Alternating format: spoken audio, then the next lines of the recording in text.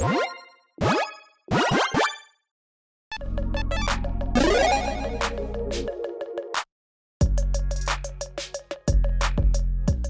everyone, Mitch coming in from the Commander's Core Studio. Welcome to the show. So the moment that you've been waiting for all year, the most anticipated award show of the entire year, except for maybe like the Oscars or something like that. It is the Golden Pig Awards, the awards that I give out for my favorite commanders from this year. So with all that said, let's jump into it.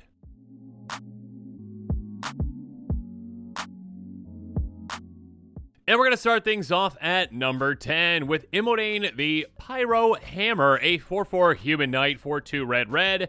Whenever an instant or sorcery spell you control that targets only a single creature deals damage to that creature, Imoan deals that much damage to each opponent. Now, commanders actually make this Golden Pig list for one reason or another. Some are doing something unique. Some are doing something unexpected. Some just, do something that I really like. Some might, have a new deck that I built around.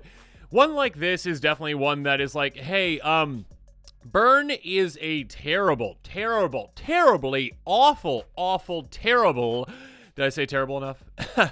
Theme in Commander, strategy in Commander for the most part, because, well, in a one-on-one scenario, in most formats, you have 20 life, and that's quite easy to take someone down with Burn.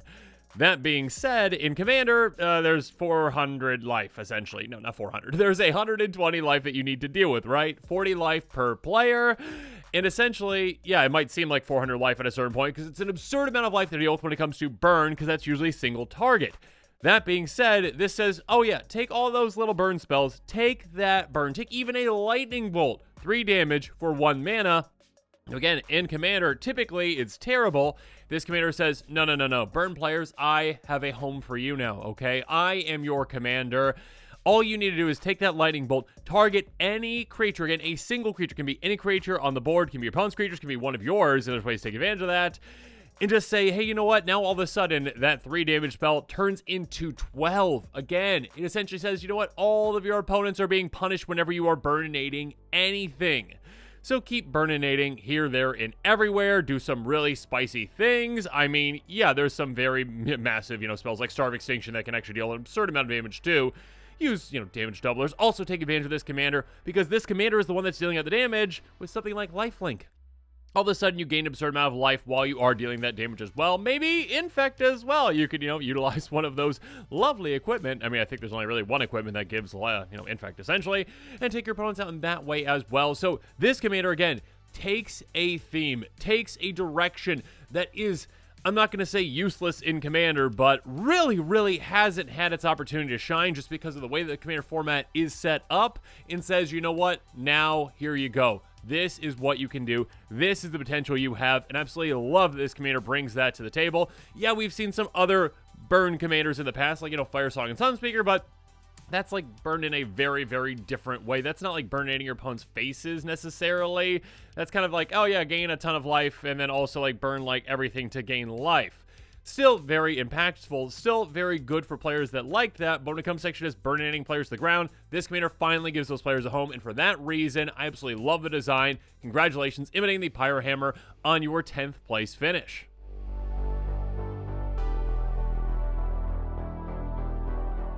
Speaking of giving commanders a home, or commander players a home, I should say, number 9, we've got Remnant of Miror. I've been asking for this kind of a commander for quite some time. Let's read it. 2/2. Legendary artifact creature, Mirror. There we go, a legendary Mirror. For 3 mana, whenever you cast a Mirror spell, create a 1/1 colorless Mirror artifact creature token. At the beginning of combat on your turn, untap each Mirror you control. Pay Wooburg, tap, put 3 counters each Mirror you control. Activate only during your turn. A long time ago, I made a episode where I talked about, commanders and tribes, essentially, that don't have an actual commander that Wizards really needs to give a commander to. And yeah, obviously some players out there are like, what about Morophon? Yes, technically Morophon could be a commander for basically any tribe, but still, having a dedicated commander for a tribe gives players that love that tribe a home, gives them an option to say, hey, I can build around this. This is specific to a tribe that I really connect with. And yes, Mirror is one of those that's just like, they're adorable. They're so cute. I mean, look at Urtet. It's just so cute. And they're just kind of like little janky robot dudes. Like, it's pretty fantastic to say, oh yeah, I can just throw all these Mirror into this deck and this can work, especially since many Mirror out there have great tap abilities. I mean, maybe not great is the word, but there's a lot of those, like Silver Mirror. There's a lot of Mirror out there that can just tap for some mana, which works really well with this one. Some little mana dorks that can tap, they get to untap for free at the beginning of combat, and then you can utilize this to make even the smallest Mirror massive. Again, every single time you play a Mirror, you get a 1/1 Mirror. Great. And all of a sudden, you can use your mana, you can actually get those Mirror to be gigantic. I mean, if you activate this commander twice in a turn, that is going to be what? Your 1/1 Mirror now 7/7. So yeah, your opponents have to respect that. A commander that, again, finally gives Mirror a home, and also it can be utilized in a fantastic way in Changeling Tribal as well, or like, you know, what do you call it? Essentially like Lord's Tribal, that as well. Like, this commander can be great for those kinds of decks that are like, oh, cool, yeah, let me get, Maskwood Nexus in play, and all my creatures are now all of a sudden changelings, essentially, and they are every single creature type, including Mirror, so this can untap them. This can, give me Mirror every single time I cast any creature. You can do some really crazy things with this one. So again, one that you can take in some different directions, but again, the reason this made the list, the reason I'm excited about it, the reason that so many players out there are excited about it is because finally, Wizards said, oh yeah, by the way, like, yeah, Mirror is kind of like this really cool, like, little tribe that never has had a commander to its name, really, and here, we will give you the opportunity. We will give you a commander that speaks volumes toward Mirror players. So yes, finally, Urtet Remnant of Miror, thank you for existing now. Congratulations on your 9th place finish.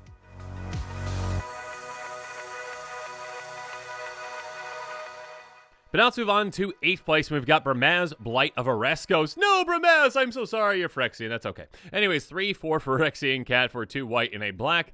Whenever you cast a Phyrexian creature, artifact, creature, spell, incubate X, where X is that spell's mana value. At the beginning of each end step, if a Phyrexian died in your control this turn, proliferate.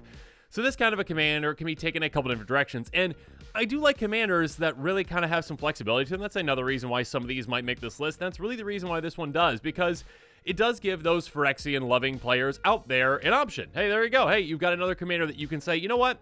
Let's go Phyrexian Tribal. Not just like, okay, we've just got, the Phyrexian Praetors all in a deck. Sure, that's cool as well, but this one's like, no, I'm 2-color. Okay, sure, you can still utilize, I guess, your Elesh Norns and Childrens if you really want to, but also, yeah, you can just utilize those other, Phyrexians out there, the ones that are lesser known, and have a really cool tribal deck with that. Also utilize some really old cards that didn't have the, word Phyrexian on them as one of their creature types, because that didn't exist as a creature type until more recently, and then be like, oh yeah, cool, I can utilize these old cards that really haven't seen a lot of play. So I really like that aspect to it, but also it gives you the flexibility to say, oh cool, yeah, you can use an artifact creature spell deck instead as well, take advantage of the artifacts that this makes, and then utilize it in a very cool fashion, do some really crazy and pretty broken things potentially with artifacts. So again, take a commander that can go in a couple of different directions. It's a flexible commander. It's a really cool design, in my opinion, and I just like a lot about it. And again, obviously, hey, again, those Phyrexians dying, you get to proliferate. There's a lot of cool things that you can do without proliferating. Taking advantage, of course, those counters, taking advantage of even charge counters, taking advantage of maybe poison, taking advantage of, if you wanted to go super friends with this, I'm sure you could as well. So yeah, there's a lot of exciting things that you can do with this one. I just overall really like the design of it, and that's why Buras Blight of Oreskos, sorry you're now Phyrexian, but you're also, congratulations, in 8th place.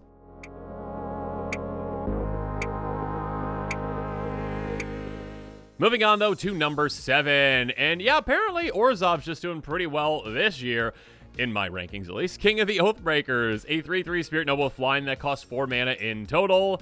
Whenever it or another spirit you control becomes a target of a spell, it phases out. Can't believe they brought phasing back. Absolutely love it. Whenever it or another spirit you control phases in, create a tap 1/1 white spirit creature token with flying. I love this design.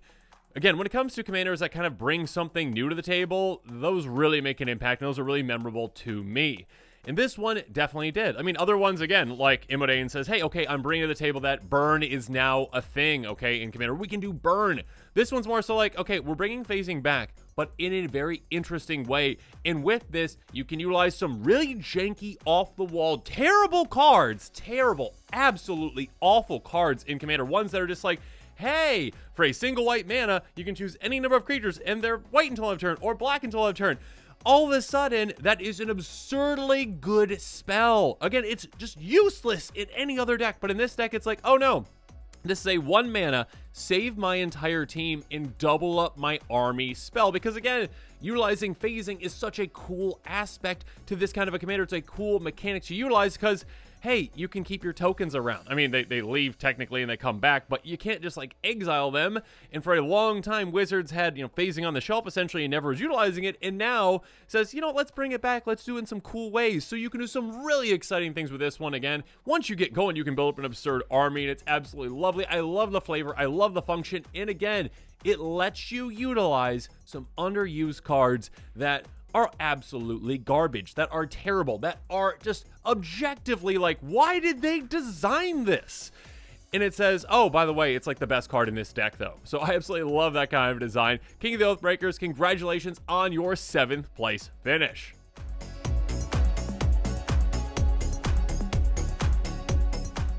But now let's move on to 6th place with Bartolome del Presidio, a 2/1 Vampire Knight. Again in Orzhov for white and black. Apparently I've got a thing for Orzhov this year. There's just a lot up into this competition. Sacrifice another creature or artifact, put a counter on Bartolome de Presidio. An incredibly simple design.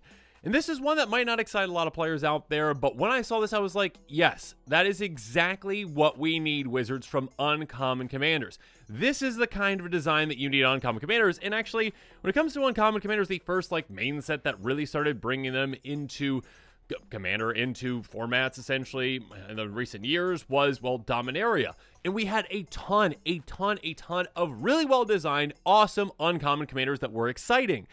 And kind of in the years in between, we've gotten like, hey, here's just some terrible cards that shouldn't be legendary or just, no one's going to build around ever. And then finally we get like, okay, yeah, this is a commander that has a certain power level that's like, yeah, that seems like it could be uncommon. It's an ability that we've seen before, but with a little twist on it. And it's one that, in my opinion, is just perfect. It's simple, it's perfect, and it is exactly what, if you are an aristocrat-style commander player, you should be really excited about this card, not just for 99, but also for the potential of building around it. Because unlike basically any other free sacrifice outlet, especially, I guess I should say from the command zone, this one says, hey, sacrifice another artifact or creature. I guess creature or artifact, I should read it correctly. But still, being able to sacrifice either of those kinds of permanents is huge and opens up a lot of possibilities. Again, a new commander that can open up new possibilities, either for a theme, Burn, like I talked about earlier, that hasn't really had a commander to do it, or one that says, hey, here's an existing theme, but let's open this up in a different direction. Again, most aristocrat-style commander decks are like, hey, you're either sacrificing creatures or artifacts. There aren't too many that are like, yeah, we want to really sacrifice both, and this can allow you to go in one of either direction, or combine it and do some very exciting things. Again, you can have essentially, Zulport Cutthroat and Marionette Master working incredibly well together in the exact same deck because you've got a commander that is a free sacrifice outlet. Again, one of the 3 main things that you need in aristocrat style strategy. Again, free sacrifice outlet essentially, creature fodder, or I guess artifact fodder as well, and a payoff for that. And this says, hey, I'm an incredible low to the ground option that handles that free sacrifice outlet perfectly for you and gives you an avenue to victory. Again, with this being a great sacrifice outlet to say, oh, let's sacrifice creatures, drain people with, Zulport Cutthroat, Marionette Master, or also, hey, I also can just become massively large and take players out with that too in an unexpected way. So it's a very cool commander. Again, a very simple design and exactly what Wizards needs to be doing with uncommon commanders. Again, yeah, you don't need to make them overpowered, but make them interesting, make them unique, and make them impactful so that players can say, you know what, that's a cool commander. I'd like to build around that. It's a nice little twist, again, on Aristocrats. So again, Bartolome de Presidio, congratulations on your 6th place finish.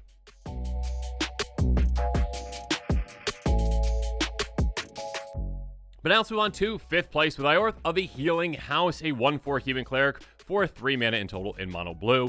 Tap, untap another target permanent. Tap, untap 2 other target legendary creatures. So again, uncommon commanders. I get really excited when I see uncommon commanders in a set, as long as they don't overdo it, number 1. And number 2, again, as long as they are interesting. And unfortunately with Lord of the Rings, there were a decent amount that weren't very interesting, but this one really stood out to me as one that's like, okay, the person who designed this one gets it. All right, you don't want to overdo it with an uncommon commander. There's ones out there like, no offense to Tatyova. I love the design of Tatyova. That is not uncommon, all right? Original Tatyova, Benthic Druid is like a mythic rare, essentially, in power level. This is more so, yeah, this is kind of what an uncommon would be if it was a commander, and I love just threading the needle with that kind of design. You can untap a permanent for 3 mana. We got so many creatures out there that can basically do, like Vizier of Tumbling Sands essentially comes to mind. There's a lot of creatures out there that can do exactly that. So this allows you to go in certain directions. We're like, yeah, okay, I'll utilize some creatures out there. There's some permanents out there that can untap, that can do some exciting things with. I utilize like a big mana rock, like an ever-flowing chalice that I put a bunch of mana into, tap it, untap it, do a lot of crazy things with that. And then also, hey, I can tap to untap 2 target legendary creatures. I can do some really exciting things with that, like, you know, Arcanus the Omnipotent. Awesome. That can do some really crazy things. And then another legendary creature as well. So it's like a legendary creature tribal activation deck. But then also it's got maybe some combo potential in it too, because, hey, here's the thing. If you're able to maybe get a copy of this, you can untap this plus another legendary creature. They can untap each other. You can do some crazy things with that too. So overall, again, an uncommon commander that is interesting. That is like, hey, okay, I can build in a different direction than many other commanders out there might be going for. It's one that is not overpowered. It is one that is unique. And again, is one that is not just useless. And maybe I get more excited about uncommon commanders than others do, but seeing one that is actually built with thought, no offense to the other ones that don't seem to be, is just very interesting to me. And Iorth of the Healing House, I really like the design of this one, and I'm a sucker for untapped decks because one of my favorite decks is an untapped deck. So yeah, Iorth of the Healing House, congratulations on your 5th place finish.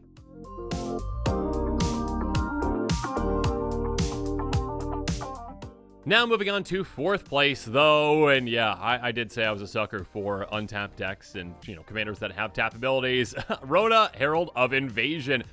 Love the design of this one. Love the art of this one. Love everything about this one. A 1/3 human wizard for 1 and a blue.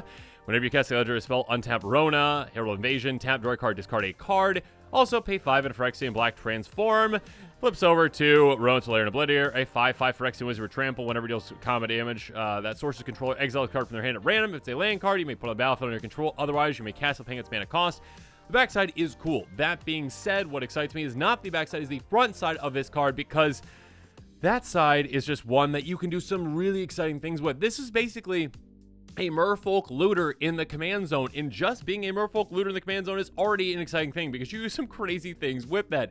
Even in mono blue, that being said, obviously you get access because of that transform effect to black as well. So being a Dimir commander with a really exciting tap ability that you can use and abuse is pretty fun. You can take this in a couple different directions. Again, you can go, okay, I'm gonna take advantage of the draws that I have, maybe with, you know, a thought reflection or something like that. I can take advantage of the discards with like an Archfiend of Ifnir. I can take advantage of getting things in my graveyard with maybe a reanimation strategy. You can do some really crazy things with this, and of course, because of that trigger, whenever cast a legendary spell, untap it, you can go legendary tribal with this as well and do some very crazy things and really take advantage of that ability a lot.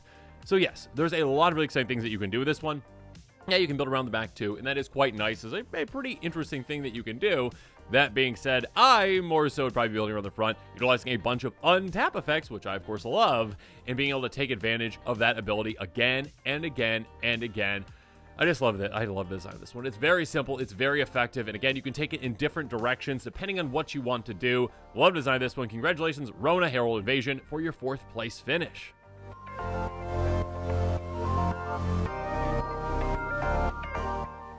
Next up, let's move on to number 3. And yeah, I had to include this one on the list. Jarle and Multani.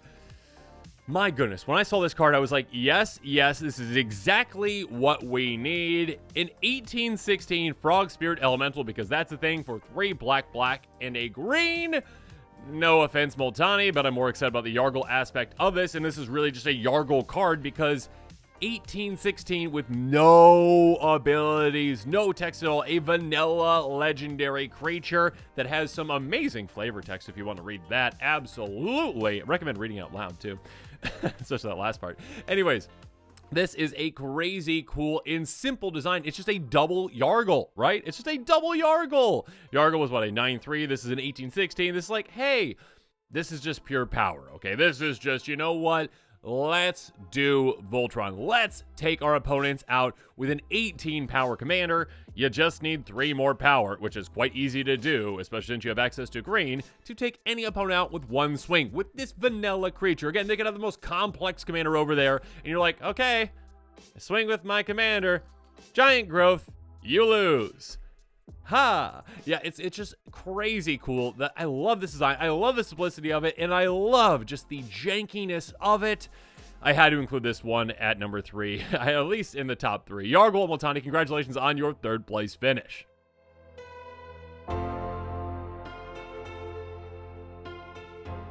But now let's move on to number 2 with a very unique design. Talon the Kindly Lord, a 3/4. I'm very sorry, Talon. Fairy Noble flying for 4 mana in total in Dimir. As Talon the Kindly Lord enters the battlefield, choose a number between 1 and 10. Whenever opponent casts a spell, the mana value, power, or toughness equal to chosen number, that player loses 2 life and you draw a card. I absolutely love when they go in a direction that we have never seen before with a commander. This commander is so unique that when I first read it, I was like, wait, is this a custom commander? Is this one that's just out there on Reddit? They're like, oh yeah, that's a cool concept. No, this is a real commander. This is one that they're like, hey, let's take a commander in a different direction. One that cares about mana value, but not for your own things, but for what your opponents have. And also, yeah, sure, throw a power and toughness in there too. Makes you kind of play like a game where you're like, all right, I have to guess what's going to be right. Now, there have been some mathematicians out there that have basically said, okay, when it comes to commander, at least from what I've read, you should be picking either, I think it's 2 or 3, or maybe it's 3 or 4.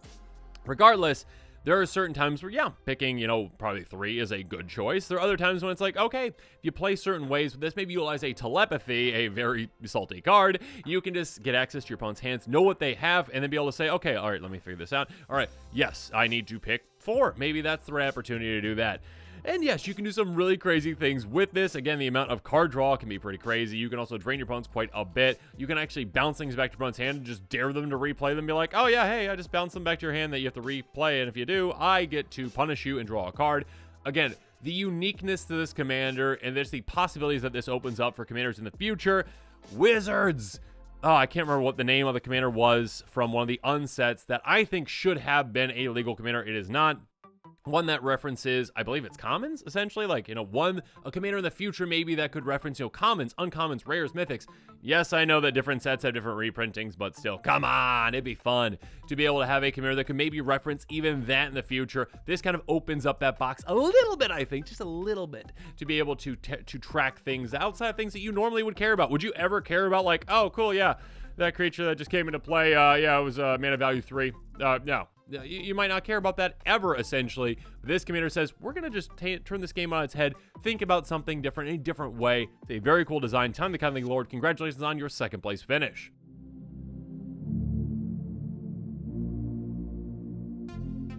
And the golden pig of this year, the number 1 card in 2023, in my opinion, is Remnant Biologist. Now, if you've watched this channel for a while, or if you've ever played against me, you know that I am kind of a sucker for 5-color commanders. I absolutely love 5-color commanders because the possibilities are limitless, even on a budget. A 3/3 human wizard for Wooburg, as it enters battlefield, choose a creature type. Slivers you control and non-token creatures you control the chosen type and other creature types. The same is true for creature spells you control and creature cards you own that are on the battlefield. Pay 3 and tap, create a 1/1 color sliver creature token. Now, am I a giant sliver fan? No, I really am not. I've never had a sliver deck. Ever. So you might be thinking, why in the world is Mitch talking about this commander that is a sliver commander and saying that this is the favorite commander of the year? Well, it's because this commander allows you to do something you're not normally allowed to do in Magic, and that's mess with, just certain inherent rules. There are certain effects that can affect things in play usually, but when it comes to affecting things in your library or anywhere else, usually commanders don't do that. Usually things don't do that. And this says, no. Hey, you just choose a creature type. All of a sudden, every single thing in your deck is going to be that. I mean, I should say, slivers you control and non-creature you control, all the chosen type. Same with your creature spells you control and creature cards you own that are on the battlefield. That's more specific, okay? Not everything, but creature cards basically are all that extra type. So by doing that, you do some really crazy and off-the-wall things, and this kind of perfects, basically. I wouldn't say perfects. There's a more perfect commander out there, maybe in the future, that's just like, hey, everything in your deck is a changeling, which might come out at some point, and I would love that commander. Please, Wizards, make that commander. But this one's a very spicy one that says, you know what? Let's make a commander that Mitch can just do some pretty crazy things with. I can say, you know what? I got this wizard cycling card because that's a thing. Hey, cool. I'll go wizard cycle away for a wizard because I had this commander into the battlefield and I chose wizard. So everything in my deck is now a wizard. This wizard cycling card, which again was very specific to go and get maybe a wizard in my deck, like 1 or 2 wizards, now can get any creature in my library. There's a lot of other creature-specific tools that you can utilize, so you can do some really crazy things with a, well, yeah, like tribalist kind of tribal deck in a way. So yes, like a Lord's tribal deck with this is really spicy. I absolutely love this commander for just opening up that possibility. And again, you don't see commanders very often that can really mess with rules of Magic like this, and I love when they do, especially when they're 5-color and they can allow you to move some really crazy decks. So again, just because the possibilities that this opened up, especially for a commander player like me that likes to do some pretty janky things, you absolutely love you. Ruka Remote Biologist, congratulations on your first place finish. You are the Golden Pig of 2023. And with that, this episode is coming to a close, so it's my turn here from you. Let me know what your thoughts are on my picks for the Golden Pig of this year and all the other cards that finished in the top 10. And of course, let me know what your favorite commanders are from the year and why. And don't get confused with this, but I probably should have started off with the beginning of the episode saying that this isn't like a list of like the top most powerful commanders of the year. No, I've already actually done that one with Eddie, so make sure you check that one out at some point. It's a very fun episode. That being said, yeah, I hope you enjoyed listening to my favorite commanders of this year. Love to hear from you about yours. Also, make sure to look out for another episode, which is slightly different, where I talk about my least favorite commanders of the year for one reason or another, the Golden Toilet of 2023. But with that, of course, as always, thanks again and have a good one. This show and episodes like this one are possible thanks to viewers like you. If you're looking for an easy way to help support this show, make sure that you like, share, and subscribe. Also, hit that bell notification icon so you don't miss any new episodes. You can also go check out our playmats and other merchandise at thecommandersquarters.com. We also have a ton of brand new t-shirt designs in stock, so make sure you check out those as well. Another easy way to support this show is with our TCG Player affiliate links. So whether you're buying a deck or individual cards, you can use this general link right here or one in the description. And the final way that you can support this show is by supporting us directly by becoming a patron. There are many benefits to being a patron, and I truly couldn't do this without all of their support.